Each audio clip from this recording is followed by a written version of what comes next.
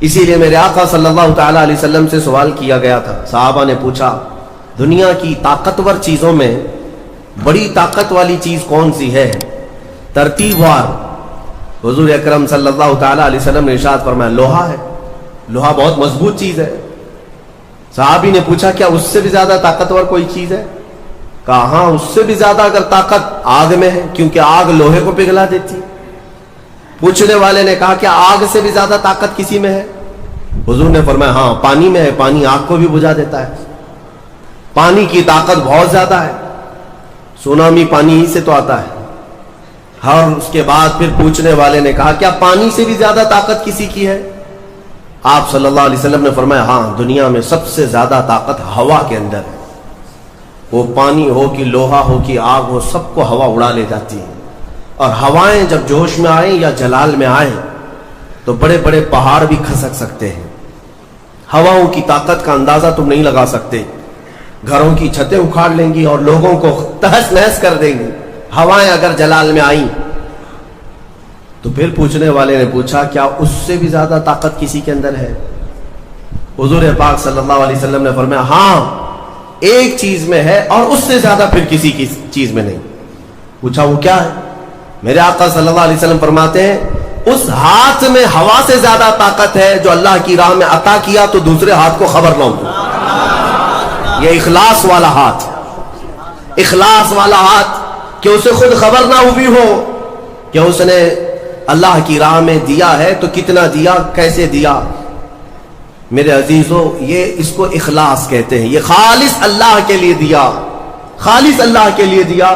اس کی طاقت بہت زیادہ ہے. اب آپ کو میں وہ نکتہ بھی سمجھا دوں. اولیاء اکرام کی کرامتیں سنتے رہتے ہیں. میاں وہ کیا کھا کر کے اتنی طاقت بنائے تھے. غوث پاک رضی اللہ تعالیٰ عنہ بغداد میں بیٹھے ہوں اور دریا میں اگر سیلاب یا پھر طوفان آ جائے اور کشتی بھنور میں پھنسنے لگے تو کئی واقعات ہیں کہ کشتی میں بیٹھے ہوئے مسافروں نے دیکھا کہ غوث پاک تشریف لائے. ان کی کشتی کو سل دیا، سنبھالا. جن کشتیوں میں پھٹن تھی یا پانی آ رہا تھا، یہ طاقت کیسے، یہ تصرف کیسے ان کے پاس حاصل ہوا؟ کوئی کھانا پانی ایسا ہے دنیا میں جس کو کھانے کے بعد اتنی بڑی طاقت مل جاتی ہے؟ میرے عزیزو یہ اولیاء کاملین کے پاس جو بھی طاقت تھی وہ اخلاص کی طاقت تھی. وہ جو عمل کرتے تھے وہ خالص اللہ کے لیے کرتے تھے، خالص اللہ کے لیے. اور وہ اپنے آپ کو تک فنا کر چکے ہوتے اللہ رب العزت کی بارگاہ میں. اسی لیے میرے عزیزوں ان طاقتوں کے سامنے دنیا کی کوئی طاقت ٹک نہیں پاتی. اخلاص کی طاقت. آج تم کر کے تو دیکھو اللہ رب العزت کی بارگاہ میں اگر مخلص ہو گئے تو شیطان جو چیلنج کر کے آیا تھا اللہ کی بارگاہ میں لَأَقْعُدَنَّ لَهُمْ صِرَاطَكَ الْمُسْتَقِيمَ، مولا میں تیرے سیدھے راستے پر بیٹھ جاؤں گا، جو بھی تیرے سیدھے راستے سے گزرے گا میں اس کو بہکاؤں گا. کبھی دائیں جانب سے، کبھی بائیں جانب سے، کبھی آگے سے، کبھی پیچھے سے. قرآن کی آیت میں بتا رہا ہوں آپ کو 8ویں پارے میں اللہ نے فرمایا شیطان یہ چیلنج کیا اللہ سے قیامت تک تو مجھے مہلت دے دے میں تیرے بندوں کو بہکاؤں گا. اور پھر اللہ تبارک و تعالیٰ سے وہ کہتا ہے کہ ان سب کو سیدھے راستے سے میں ہٹاؤں گا. لیکن شیطان نے اخیر میں ایک جملہ یہ بھی کہا مولا یہ جتنے بھی سیدھے راستے پر چلیں گے ان کو بہکا تو دوں گا الا عبادک منہم المخلصین، مگر تیرے وہ بندے جو اخلاص کے ساتھ تیری عبادت کرتے ان پر میرا داؤ نہیں چل سکے گا، میں انہیں نہیں بہکا سکوں گا. اب اندازہ کرو کہ شیطان جس کے پاس ساری طاقتیں آ جاتی ہیں باطل طریقے سے وقتی طور پر، وہ عاجز آ گیا تو پھر دنیا کی یہ چھوٹی موٹی طاقتیں تمہارا کیا بگاڑ لیں گی؟ اگر اخلاص تمہارے اندر آ جائے، خلوص کی دولت آ جائے. دنیا میں جو کچھ بھی کر رہے ہو سب دکھاوے کے لیے نہیں ہے. کچھ عبادتیں ایسی ہیں جو تمہارے ساتھ راز رہے تمہارے اور تمہارے پروردگار کے بیچ. ہر بات کی تشہیر کرنا ضروری نہیں ہوتا کہ لوگوں کی مدد آپ نے کیا تو پیپر میں چھاپ دیا، اور آپ کوئی نیکی کر رہے ہیں تو ضروری نہیں ہوتا کہ ہر چیز کی تشہیر کی جائے. ہاں کچھ چیزوں میں حکمت اور مصلحت ہو سکتی ہے کہ لوگوں کو نیکی کی طرف بلانے کے لیے اعلان کیا گیا ہو، لیکن ہر چیز میں نہیں. عزیزان گرامی وقار، اخلاص جب کسی کے پاس ہو تو ایک اور حدیث میں آپ کو بتا دوں، بندے جو عبادت کرتے ہیں نا یہاں پر دنیا میں بھی سب کا کچھ نہ کچھ ایک غرض ہے, کچھ نہ کچھ ایک مقصد ہے. آپ نماز کے لیے آئے ہیں یا نیکیاں کر رہے ہیں یا گناہوں سے بچ رہے ہیں تو کوئی تو غرض ہوگی. حدوں میں سے ایک چیز ہوگی, جہنم کا خوف ہوگا, اللہ کے عذابات سے ڈر لگتا ہوگا, اس لیے نماز پڑھ لیتے ہیں, پوری اپنی صحیح کر لیتے ہیں. یا تو پھر جنت کی نعمتوں کا شوق ہوگا کہ جنت میں جانا ہے, صحابہ تابعین اولیاء کاملین کے پڑوس میں رہنا ہے. یا تو شوق ہے یا تو ڈر ہے, اور یہ دونوں چیزیں بندے کو عبادت کرواتی ہیں. قیامت کے دن کے متعلق حدیث میں ملتا ہے, جب بخشے گئے ہوئے لوگ جن کو جنت بھیجا جا رہا ہے, جنتیوں کی بات کر رہا ہوں, عام کی نہیں, تو اس میں 3 کیٹیگری ہوں گی. ایک جماعت وہ ہوگی جن سے اللہ تعالیٰ فرمائے گا کہ اے بندو, تمہارے اوپر آج جنت کھول دی گئی, تم بخش دیے گئے ہو, تم عبادت کرتے تھے دنیا میں, بتاؤ کیوں کرتے تھے؟ وہ بندے کہیں گے کہ مولا تیری جہنم سے بڑا ڈر لگتا تھا, اس کے عذابات کا خوف تھا, اس لیے ہم عبادت کرتے تھے. رب تعالیٰ فرماتا ہے کہ جس چیز سے تم ڈرتے تھے میں نے آج بچا لیا, جاؤ میری جنت میں. ان کو جنت بھیج دیا جائے. دوسری ایک جماعت, ان سے رب تبارک و تعالیٰ پوچھے گا تم کیوں عبادت کرتے تھے, تم بھی جنت کے مستحق ہو گئے ہو, آج بخشے گئے ہو. وہ لوگ کہیں گے کہ مولا ہمیں تیری جنت کی نعمتیں سننے کے بعد اس قدر شوق تھا کہ ہم وہ نعمتیں حاصل کرنے کے لیے دن رات عبادت کیے, ذکر کیے, تسبیح پڑھے, اور آج کامیاب ہوئے. رب تعالیٰ فرماتا ہے میری جنت کی خواہش کرنا بھی نیکی ہے, جاؤ میں تمہیں جنت دیتا ہوں. وہ بھی جنت میں چلے گئے. تیسری جماعت تھی, ان سے پوچھا جائے گا تم کیوں عبادت کرتے تھے, تم بھی آج جنت کے مستحق ہو گئے. وہ کہیں گے کہ مولا ہمیں تیرے جہنم کے عذابات کی بھی پرواہ نہیں, اور نہ ہی تیری جنت کی نعمتوں کی خواہش, بلکہ ہم تو صرف اور صرف تیری رضا کے لیے کرتے تھے, تو راضی ہو جا, ہم جنت اور دوزخ کے لیے نہیں. تو رب تبارک و تعالیٰ فرماتا ہے کہ یہ میرے مخلص بندے ہیں, خالص پیور اللہ کے لیے کرتے تھے. رب تعالیٰ فرماتا ہے جاؤ میں تم سے راضی ہو گیا, تم بھی جنت میں. جنت میں جانے کا حکم دے دیا جائے, لیکن فرمایا گیا وہ جماعت رک جائے گی, وہ کہیں گے نہیں ہم جنت میں نہیں جائیں گے. ایسا بھی کوئی ہے, وہ کہیں گے کہ مولا اگر ہم جنت میں جائیں گے تو اندر جو جنتی ہیں وہ ہمیں تانا ماریں گے, تم بھی جنت کے لیے کرتے تھے اور بولے کچھ اور ہو, بدلہ تو تم نے بھی لے لیا عبادتوں کا, ہمیں اپنی عبادتوں کا بدلہ نہیں چاہیے. رب تبارک و تعالیٰ فرماتا ہے میری رضا یہی ہے کہ تم جنت میں چلے جاؤ, میں تم سے راضی ہو گیا. وہ پھر رکے رہیں گے کہ مولا ہم نے جنت کے لیے نہیں تیری رضا کے لیے کیا ہے. پھر حکم ہوگا فرشتوں کو کہ ان کے ہاتھوں اور پیروں میں بیڑیاں باندھو اور کھینچ کے جنت میں لے جاؤ. وہ ایک جماعت ایسی ہے. یہ کون لوگ ہیں جو مخلصین ہیں, خالصتاً اللہ کے لیے عبادت کرتے تھے. عزیزان گرامی وقار, جو اللہ رب العزت کے لیے کرنے والے لوگ ہیں, اللہ تعالیٰ ان کو ہمیشہ ذلت اور رسوائی سے محفوظ رکھتا ہے. اخلاص. بنی اسرائیل میں ایک خاتون تھی اور اس کا بڑا گھرانہ تھا. اس کا باپ جو تھا وہ بڑا کنجوس اور بخیل آدمی, بڑے پیسے والا. ایک دن ایسا ہوا کہ یہ جو لڑکی تھی, جوان لڑکی, اس نے باہر ایک فقیر کو دیکھا جو بڑا مجبور تھا, ضرورت مند تھا. اس کو اٹھا کر کے اچھی خاصی دولت اپنے باپ کی دے دی. اور باپ کو پتا چلا تو اتنا غصے میں آیا کہ میں ایک پھوٹی کوڑی نہیں دیتا اور تو اتنی بڑی دولت اٹھا کر دے دی. اور غصے میں اپنی بیٹی کا ہاتھ کاٹ دیا, اس کا ہاتھ کٹ گیا. غصے میں تھا باپ, بخیل تھا, ہاتھ کاٹ دیا. بہرحال کٹے ہوئے ہاتھ کے ساتھ وہ رہنے لگی. تھی اللہ رب العزت کی رضا چاہنے والی. کئی دن تک اسی طرح گزر گئے. اب باپ بڑے پیسے والا تھا اس زمانے میں, وہ ہاتھ چھپا کر کے رہی. پھر اس کا رشتہ آیا ایک بہت بڑے خاندان سے, اور بڑے خاندان کا جو شہزادہ تھا اس نے پسند کر لیا. شادی کی ڈیٹ قریب آئی, ان لوگوں نے ہاتھ نہیں دیکھا, بس چہرہ اور باقی ساری چیزیں دیکھی, اور انہوں نے بھی چھپا رکھا کہ ہاتھ نہیں ہے. کٹے ہوئے ہاتھ کے ساتھ کون شادی کرے گا. بہرحال شادی ہو گئی. شادی ہونے کے بعد وہ گھر رخصت ہو گئی. اپنے نئے دولہے کے ساتھ وہ اپنے گھر پر بیٹھی ہے, دسترخوان پر. वो बाएं हाथ से खाया करती थी, एक हाथ तो कटा हुआ था, छुपा करके रखती थी। दस्तरखान पर जब बैठी, उसका नया दूल्हा है, उसके घर वाले, खाने के वक्त अब हाथ निकालने की बारी आ गई। वो बाएं हाथ से खा रही थी तो उसके शोहर ने कहा कि क्या सीधे हाथ से नहीं खा सकती? सीधे हाथ से क्यों नहीं खा सकती? अब उसके रिश्ते के टूटने का वक्त आ गया। अगर पता चले तो धोखा किया है, कटे हुए हाथ के साथ हमारे साथ निकाह हुआ है। उसके आंखों में आंसू आए, वो हाथ अपने कपड़े के अंदर ही छुपाई रही। अचानक उसे गैब से एक आवाज आई, ऐ मेरी बंदी हाथ निकाल। उसने अपने दुपट्टे के अंदर से हाथ निकाला तो सीधा हाथ पूरा सही सलामत था। फिर वो जमाना मूसा अलैहिस्सलाम का था, उनकी बारगाह में हाजिरी देकर उसने अपना ये वाकया सुनाया।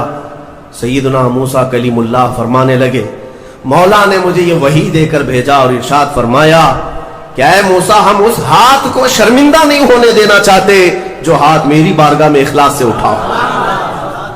मेरे अजीजों, ये इखलास की दौलत है। जो खालिसतन अल्लाह के लिए कुछ किया हो, मौला उसे कभी जलील नहीं होने देगा, उसे बेइज्जत नहीं होने देगा। इसीलिए कुछ काम ऐसे कर जाओ जो खालिसतन अल्लाह के लिए हो, रब तबारक व तआला के लिए। अब तक क्या किया है उसका भी आपके पास कुछ तो होना चाहिए। अगर अपनी जिंदगी में आप एहतिसाब करें, अपना ही मुहासबा करें कि मैं जवानी से लेकर अब तक जितने काम किया हूं, कोई काम ऐसा है जो खालिस अल्लाह के लिए किया हो? रसूल पाक सल्लल्लाहु तआला अलैहि वसल्लम की एक हदीस में आपके सामने अर्ज करता हूं, इखलास में कितनी ताकत है वो बताता हूं। हुजूर अकरम सल्लल्लाहु अलैहि वसल्लम फरमाते हैं, सही हदीस है ये, 3 लोग सफर पर थे, 3 दोस्त थे, ये तीनों सफर पर थे और ये पहाड़ों के रास्ते से जा रहे थे। एक पहाड़ के गार में इन लोगों ने पनाह लेने के लिए थोड़ी देर आराम किया और बारिशें शुरू हो गई, तूफानी बारिश। और ऐसी बारिशें आई कि पहाड़ के पत्थर खसकने लगे और एक बहुत बड़ी चट्टान खसक करके ये गार के मुंह पर आकर गिर गई। गार बंद और ये अंदर 3 बैठे हुए हैं।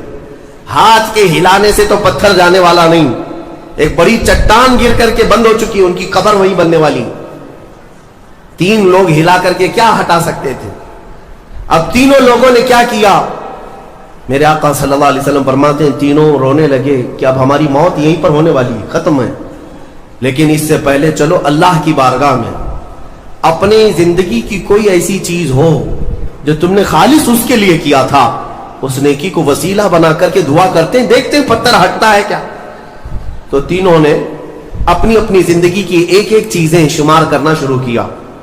तवज्जो चाहता हूं, पहले एक बंदा सजदे में गिरता है और अर्ज करता है, मौला तू जानता है मेरी एक बूढ़ी मां थी, मां की खिदमत बहुत किया करता था, मां की बहुत ताजीम करता था। एक दिन रात को जब मैं घर पहुंचा तो मेरे पास सिर्फ एक रोटी थी और थोड़ा सा दूध था। मेरे घर के कई बच्चे थे, बच्चे भी भूखे थे, लेकिन मेरी माँ बूढ़ी थी। तो मैं जब भी घर रात को पहुंचता पहले अपनी माँ को खिलाता, उसके बाद अपने बच्चों को खाना देता। उस दिन ऐसा हुआ कि मेरे पास सिर्फ एक रोटी और थोड़ा सा दूध था, माँ भी भूखी थी और बच्चे भी। बच्चे आकर लिपट गए, कहने लगे कि हमारे लिए खाना, भूख की शिद्दत है। मैंने बच्चों को थोड़ी देर के लिए बिठाया घर के बाहर और उस रोटी को चूर कर दूध में अपनी बूढ़ी माँ को खिलाया। मेरी बूढ़ी माँ जो भूखी थी वो पूरी रोटी खा गई और पूरा शिकन सैर होकर वो दुआ करते हुए सो गई। उस रात को मैं भी भूखा रहा, मेरे बच्चे भी भूखे रहे, हमारे घर में उसके अलावा कोई खाना नहीं था।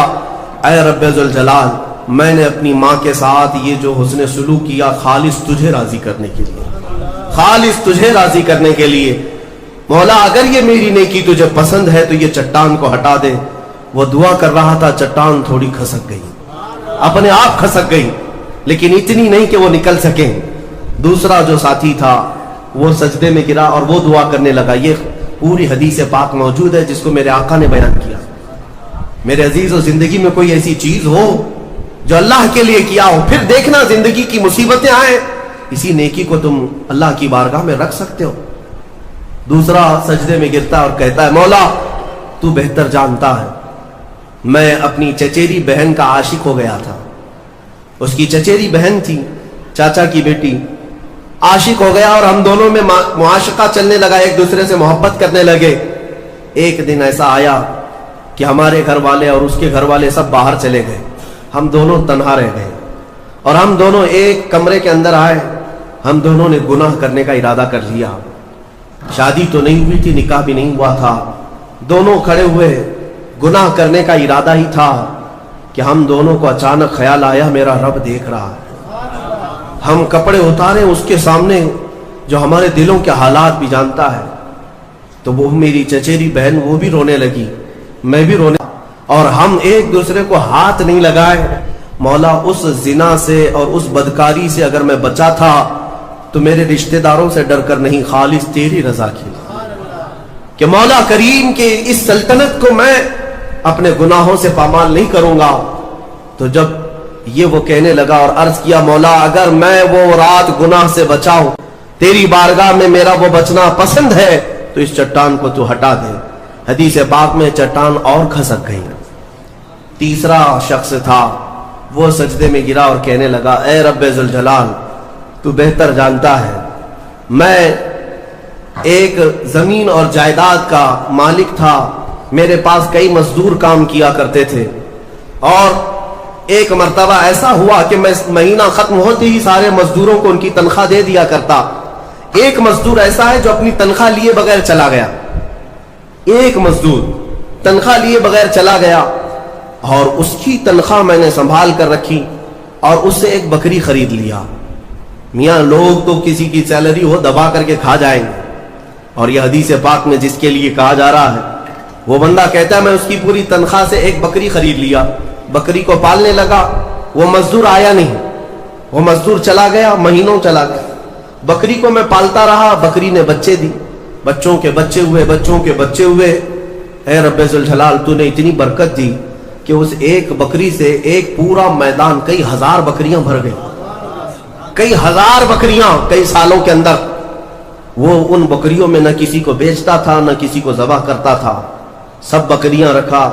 کئی سالوں کے بعد اچانک وہ مزدور واپس آئے اور اس نے آ کر مجھ سے کہا کہ مالک میں آپ کے ہاں خدمت کرتا تھا، آپ کو یاد ہے کچھ سالوں پہلے میں نے اپنی تنخواہ چھوڑ دی تھی، ایک مہینے کی تنخواہ نہیں لیا تھا۔ تو میں نے اس سے کہا کہ ہاں مجھے اچھی طرح سے یاد ہے، اور اس کا ہاتھ پکڑ کر کے ان بکریوں کے ریوڑ کے پاس لے گیا اور کہا یہ تیری تنخواہ ہے، یہ پوری تیری تنخواہ ہے۔ اس نے کہا میرے ساتھ کیا مذاق کر رہے ہو مالک، میری تنخواہ اتنی ہے کہ اس زمانے میں ایک بکری بھی نہیں آ سکتی۔ اس نے کہا ہاں بالکل تو صحیح کہہ رہا ہے، لیکن اس زمانے میں ایک بکری خرید لی میں نے، اور اسی بکری سے اللہ نے اتنی برکت دی، اس میں میرا ایک بھی حصہ نہیں، تیری ان بکریوں کا دودھ تک میں نے نہیں پیا، صرف اور صرف تیرے انتظار میں، اور یہ ساری بکریاں تو لے جا۔ اور وہ مزدور خوشی خوشی اپنے پورے ریوڑ کو، آج کے زمانے کے وہ کئی لاکھوں کی بکریاں ہوں گی، وہ مزدور لے گیا۔ اب یہ بندہ کہتا ہے اے رب ذوالجلال میں نے یہ امانت اگر سنبھالی تھی تو خالص تیری رضا کے لیے، مولا صرف تجھے راضی کرنے کے لیے، ورنہ پیسے کھا جاتا تو کون کیا کر لیتا، وہ مزدور کون سا وصول کر لیتا۔ کہتا نہیں مجھے یاد نہیں، اب میں پہچانتا بھی نہیں، نہیں مولا میں نے تیری رضا کے لیے کام کیا، اگر تجھے یہ پسند ہے تو یہ چٹان ہٹا دے۔ حدیث پاک میں ہے اس نے جیسی یہ دعا کیا پوری چٹان ہٹ گئی، پوری چٹان کھسک کر ختم ہو گئی، ان کا راستہ صاف ہوا۔ پتہ یہ چلا، حدیث پاک کا یہ مفہوم ہے میرے عزیزوں۔ میں اب آپ کے سامنے عرض کرتا ہوں، ایسی بڑی بڑی چٹانیں آج بھی ہم پر گر رہی ہیں، مصیبتوں کی چٹانیں، ظلم کی چٹانیں، لوگوں کے تان و تشنی اور لوگوں کی گالی گلوچ کی چٹانیں۔ ان چٹانوں کو کھسکانے کے لیے تمہارے پاس اخلاص والی کوئی نیکی موجود ہے؟ رب تبارک و تعالیٰ کی بارگاہ میں کبھی یوں عرض کرتے کہ مولا میں نے خالصتاً ایک رات تیرے لیے کھڑے ہو کر پکارا تھا جب سب لوگ سو رہے تھے، میں صرف تجھے راضی کرنے کے لیے عبادت کیا، مولا اگر تو راضی ہے تو ان فلسطین کے بچوں پر رحم کر دے۔ ہمارے پاس ایسی کوئی چیز ہے جو ہم عرض کر سکیں؟ آج دعائیں کہاں نہیں ہو رہی ہیں؟ دعائیں سب جگہ ہو رہی ہیں، اجتماعی دعائیں ہو رہی ہیں، ہر خطبے میں، ہر نماز میں، ہر جگہ دعائیں ہوتی ہیں، لیکن میرے عزیزوں شاید وہ اخلاص سے خالی ہو گئے ہیں۔ ایک بات یاد رکھنا، حرام لقمے پیٹ میں پڑے ہوں، حرام کمائی گھر میں پڑی ہو تو حدیث پاک میں اس کی کوئی دعا آسمان تک نہیں جاتی، कोई दुआ आसमान तक नहीं जाती। और इन तमाम चीजों की तरफ कभी ख्याल भी ना करना और फिर ये कहना कि हमारी दुआएं क्यों नहीं कबूल होती, इखलास नहीं होता। या तो फिर दुआ तो करते हैं, कमाई भी साफ है, हलाल है, लेकिन दुआ करने के वक्त ऐसा लगता है जैसे कोई ड्यूटी अदा कर रहे हैं, जल्दी से भागना है। हम तो देखते हैं ना, नमाज में हाथ उठाने में भी लोगों को शर्मिंदगी होने लगती है। कुछ तो मरे हुए हाथों के साथ दुआ कर रहे हैं, कुछ अंगूठे फोड़ रहे हैं दुआ में। तुम रब ताला की बारगाह में मांग रहे हो। इखलास अगर होता तो तुम्हें अपने की खबर नहीं होती। इखलास, दुआ भी तो रस्मी तौर पर मांग रहे हैं। इमाम अपनी दुआ कर रहा है, मुक्तदी अपने अंगूठे फोड़ रहे हैं, यही तो चल रहा है। कुछ उंगलियों में खेल रहे हैं, कुछ अपने हाथों को नीचे लटकाए हुए हैं। मेरे आका सल्लल्लाहु ताला अलैहि वसल्लम जब दुआ करते हैं, सहाबा कहते हैं कभी कभार हुजूर रोते हुए इतनी बुलंद हाथ उठा लेते कि हुजूर के बगलों की सफेदी नजर आती थी। खाने काबा के पास हरम पाक में कभी हुजूर दुआ करते हैं।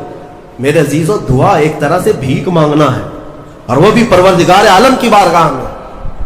और तुम्हारे अंदाज देखे जाते हैं, तुम्हारा इखलास भी देखा जाता है। मांगने में ही तुम सीरियस नहीं हो, सिर्फ रटी रटाई हुई चीजें बोले जा रहे हो, यानी किसी ने याद करा दिया बस वही बोले जाओ। तुम्हारा दिल कब कह रहा है, दिल की हुजूरी के साथ कब कह रहे हो। कुछ चीजें खास हैं, सगीरा कबीरा हमारे माफ कर दे, उसको पता ही नहीं सगीरा कौन है कबीरा कौन है।